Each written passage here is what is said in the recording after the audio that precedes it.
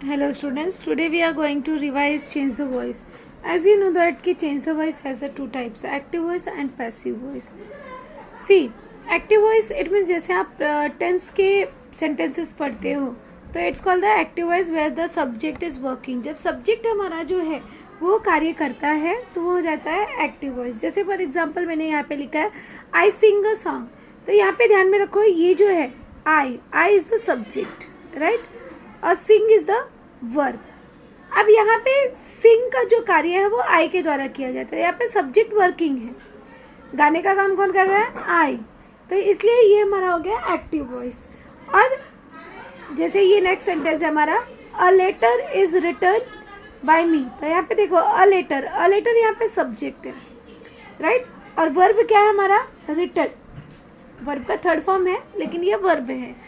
तो यहाँ पे देख रहे हो रिटर्न वर्क जो है लेटर के द्वारा नहीं किया जा रहा है बल्कि ऑब्जेक्ट के द्वारा किया जा रहा है. तो जब यहाँ पे सब्जेक्ट वर्किंग नहीं होता है तो हमारा हो जाता है पैसिव वॉइस. दूसरा वे आपका पहचानने का है कि जब हमारा पैसिव वॉइस होता था हम बाय लगा रहता है, अगर सेंटेंस में बाय लगा है तो वो पैसिव वॉइस है, अगर बाय नहीं लगा है इट मीन्स वो एक्टिव वॉइस है. तो यहाँ पर आपको दो तरीके से चेंज करने के लिए पूछा जाता है. Sometime they can say change into passive voice and sometimes they say change into active voice. It means active voice से passive voice और passive voice से active voice. ध्यान में रखना कि जब हम passive voice से active voice बनाते हैं या active voice से passive voice बनाते हैं तो सबसे पहले हमें object लिखना होता है. चाहे passive से active बनाओ चाहे active से passive बनाओ, first of all you have to write the object. तो पहले हमें कर्म मतलब होता है ऑब्जेक्ट लिखना आता है. तो ऑब्जेक्ट को कर्ता सब्जेक्ट की जगह लेकर आते हैं. जैसे मैथ्स में आप तिर्यक गुना करते हो उसी तरह से यहाँ पे ऑब्जेक्ट को सब्जेक्ट की जगह और सब्जेक्ट को ऑब्जेक्ट की जगह लेकर आते हैं. जैसे आप सब्जेक्ट और ऑब्जेक्ट की जगह कौन सी हो गई? ये हमारा सब्जेक्ट हो गया, ये वर्ब हो गया, ये ऑब्जेक्ट हो गया. तो जब हम चेंज द वॉइस करने जाते हैं तो हमारा पहला स्टेप होता है कि ये ऑब्जेक्ट जो है ये सब्जेक्ट की जगह आ जाता है और ये सब्जेक्ट जो है ये ऑब्जेक्ट की जगह चला जाता है. तो ये आपको ध्यान में रखना है. एकदम सिंपल सा है, सब्जेक्ट को ऑब्जेक्ट की जगह, ऑब्जेक्ट को सब्जेक्ट की जगह. इसके बाद अगला चीज आपको ध्यान में रखना है कि कर्ता मतलब सब्जेक्ट के पहले बाय का प्रयोग कीजिए. ये जब हम सब्जेक्ट को ऑब्जेक्ट की जगह लेकर जाते हैं तो इसके पहले हम बाय लगाते हैं, राइट. तो यहाँ पर हमें बाय लगाकर इस सब्जेक्ट को ऑब्जेक्ट की जगह लेकर जाना और उसके बाद हमें क्रिया का फॉर्म लिखना होता है. अब जब क्रिया का फॉर्म लिखोगे तो देखो किस तरह से लिखोगे. जैसे मान लो टेंस के अकॉर्डिंग ही सारे आपके चेंज द वॉइस होते हैं, तो लेकिन आज जो है हम इसमें only we will see simple present, simple past and simple future. It mean simple के जितने भी एग्जाम्पल्स होते हैं तो we have to see that only. सबसे पहले देखेंगे सिंपल प्रेजेंट. सिंपल प्रेजेंट मतलब इजीली यू कैन आइडेंटिफाई कि जहाँ पे वर्ब का ओनली फर्स्ट फॉर्म होगा वो आपका सिंपल प्रेजेंट टेंस होता है. और यहाँ पे देखेंगे कि अगर हमारा सेंटेंस सिंपल प्रेजेंट टेंस है तो how we can change active voice into passive voice. तो ध्यान में रखो जैसे ही आपको कोई हेल्पिंग वर्ब नहीं दिखाई देता और वर्ब का फर्स्ट फॉर्म दिखाई देता है तो सब्जेक्ट को ऑब्जेक्ट की जगह, ऑब्जेक्ट को सब्जेक्ट की जगह, ये तो आपका कॉमन है. लेकिन जैसे ही आप ऑब्जेक्ट को सब्जेक्ट की जगह लेकर जाते हो तो उसके बाद हमें हेल्पिंग वर्ब की ज़रूरत पड़ती है. तो यहाँ पे हम लिखेंगे इज, एम, आर में से कोई एक जो सुटेबल होगा. उसके बाद ध्यान में रखो पैसिव वॉइस जब भी हमें बनाना होता है तो यहाँ पे वर्ब का थर्ड फॉर्म होता है. तो here we write the verb third form. Same चीज़ इसी तरह से हमारा सिंपल पास्ट का हो गया कि सिंपल पास्ट में यहाँ पर होता है वर्ब का सेकेंड फॉर्म. तो यहाँ पे ध्यान में रखना जब हमने आइडेंटिफाई कर लिया कि हमारा दिया गया सेंटेंस जो है ये वर्ब का सेकेंड फॉर्म है तो यहाँ पर हम वाज वेयर प्लस V3 लिखते हैं, मतलब वर्ब का थर्ड फॉर्म लिखते हैं. इसके बाद अगला हमारा होता है simple future tense. Simple future tense it means we have to write will shall plus verb का फर्स्ट फॉर्म. इट मीन्स वहाँ पे जो है विल शैल प्लस वर्ब का फर्स्ट फॉर्म लिखा होता है. तो जब इसका पैसिव वॉइस बनाओगे तो वहाँ पर चेंज करते समय आप will shall plus be plus verb का थर्ड फॉर्म इस तरह से हम वहाँ पर लिखेंगे. Will shall plus be plus verb का थर्ड फॉर्म.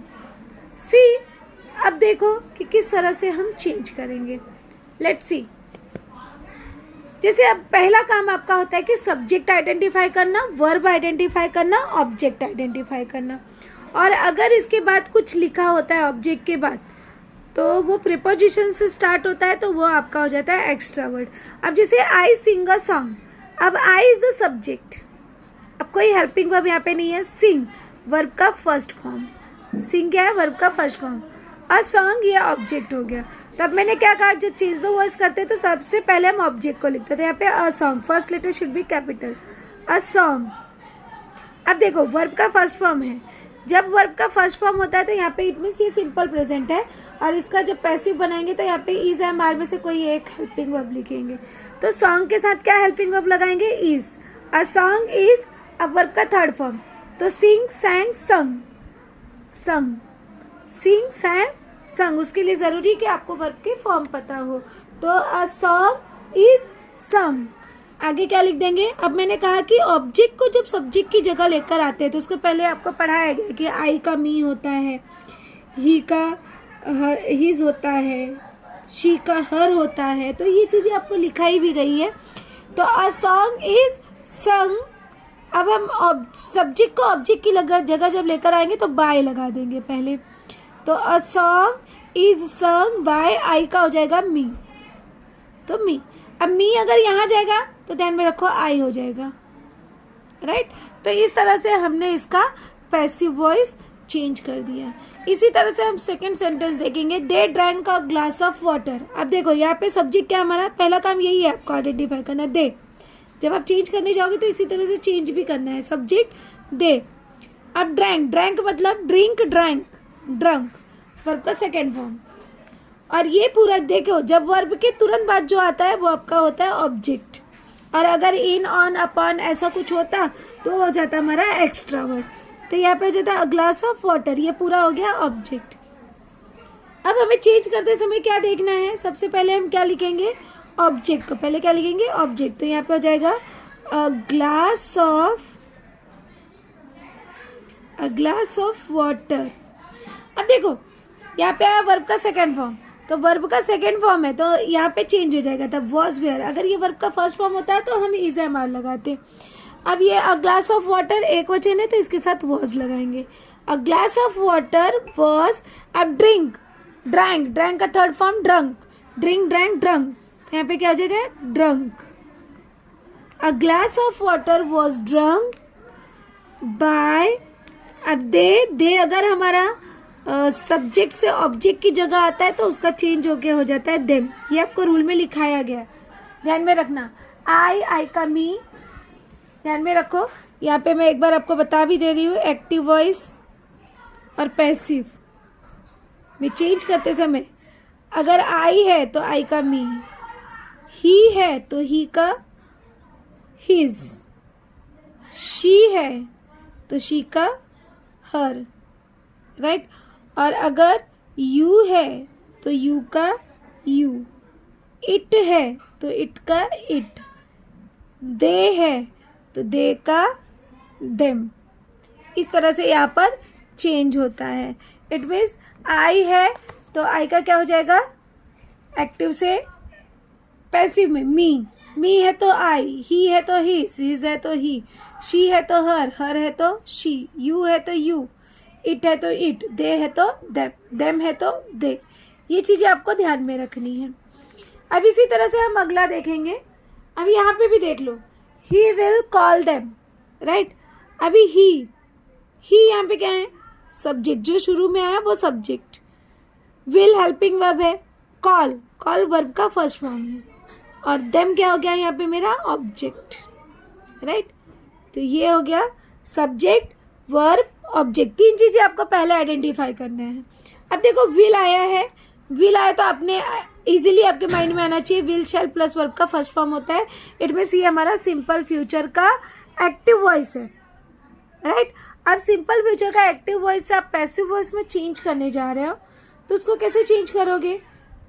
यहाँ पे हम क्या कर देते हैं, will shall plus be plus verb का थर्ड फॉर्म। ये रूल आपको याद रखना है पैसिव वॉइस के लिए। तो सबसे पहले हम ऑब्जेक्ट लिखेंगे देम। अब यहाँ पे मैंने आपको लिखा है अभी कि देम है तो देम का दे होता है, तो जब ये ऑब्जेक्ट सब्जेक्ट की जगह आएगा तो यहाँ पे देम का हो जाएगा दे, यहाँ पे क्या हो जाएगा दे। अब हेल्पिंग वर्ब विल, दे के साथ भी विल और बी लगा देंगे रूल के अकॉर्डिंग, जैसे यहाँ पे मैंने लिखा है विल या शैल बी। अब कॉल का थर्ड फॉर्म, कॉल का थर्ड फॉर्म क्या होता है कॉल्ड, तो यहाँ पे हो जाएगा called, they will be called.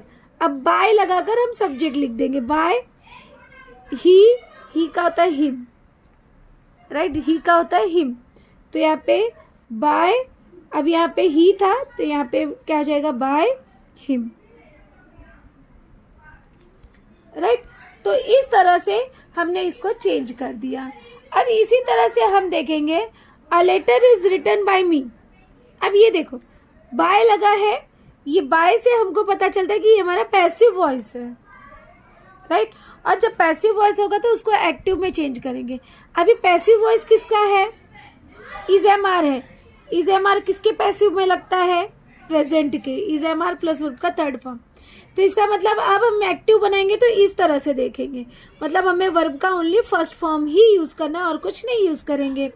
तो सबसे पहले सब्जेक्ट को ऑब्जेक्ट की जगह, ऑब्जेक्ट को सब्जेक्ट की जगह। अब यहाँ पे अ लेटर सब्जेक्ट हो गया वर्ब और मी जो हो गया ऑब्जेक्ट हो गया।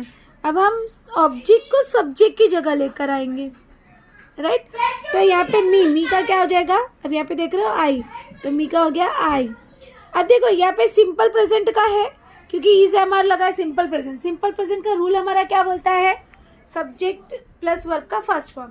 तो इसके साथ कोई भी हेल्पिंग वर्ब हम लोग नहीं लगाएंगे, डायरेक्टली वर्ब का फर्स्ट फॉर्म लिखेंगे। अब यहाँ पे वर्ब क्या हमारा रिटर्न, रिटर्न का क्या हो जाएगा राइट, राइट। तो यहाँ पे हो जाएगा आई राइट, राइट। उसके बाद क्या लिख देंगे अ लेटर।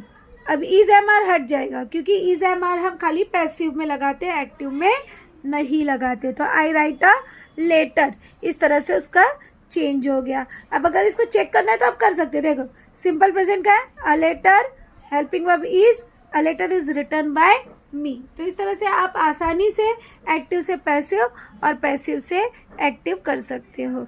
उसी तरह से एक एग्जाम्पल हम और आपको समझाने के लिए दे देते हैं, उसको आप और इजीली समझ सकते हो। जैसे यहाँ पे दिया गया है second sentence, the scene forced me to look at my own life, right. अब यहाँ पे देखो the scene that is your subject, the scene क्या हो गया सब्जेक्ट, फोर्स्ड क्या हो गया, ये हमारा हो गया वर्ब, मी ऑब्जेक्ट, और ये जो टू से स्टार्ट हुआ ये पूरा हमारा एक्स्ट्रा वर्ड हुआ। तो जब आप इसका आंसर लिखोगे तो इसका कैसा हो जाएगा, अब यहाँ पे आंसर लिखते समय क्या लिख दोगे, फिर इसका इस तरीके से लिखोगे द सीन फोर्स्ड मी, अब मी का हो जाएगा आई, राइट। तो आई वॉज, अब इसका जब आंसर लिखने जाओगे तो कैसे लिखोगे आप, यहाँ पे चेंजेस करके, यहाँ पे मान लो सेकंड का आंसर मैं आपको बता रही हूँ, तो आई वॉज, अब वहाँ पे सब्जेक्ट आपका वर्ब है फोर्स्ड, आई वॉज फोर्स्ड, उसके बाद में I was forced by the scene, उसके बाद एक्स्ट्रा वर्ड जितना है वैसे ही लिख दो, by the scene to look at my own life. I was forced by the scene to look at my own life। Extra word हम हमेशा ध्यान में रखो, एक ही प्लेस आप रखिए। कभी कभार ऐसा भी होता है कि बाय से पहले ये एक्स्ट्रा वर्ड पूरा लिखा जाता है, तो आप लास्ट में ही लिखिए, कोई प्रॉब्लम नहीं है। I was forced by the scene to look at my own life। तो इस तरीके से इसका चेंज द वॉइस होता है। तो आज आपको जो है यही रिवाइज किया हमने कि how we can change the voice of simple present tense, simple past tense and simple future tense.